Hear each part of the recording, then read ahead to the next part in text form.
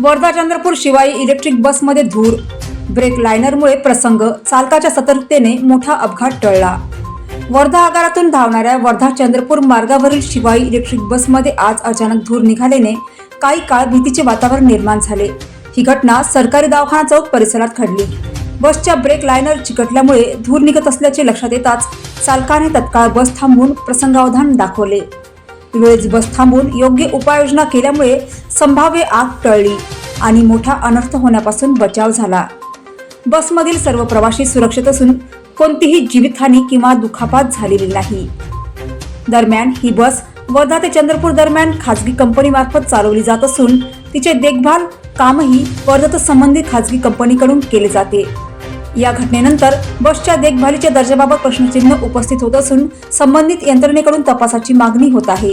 या प्रसंगामुळे काही काळ वाहतूकही प्रभावित झाली होती.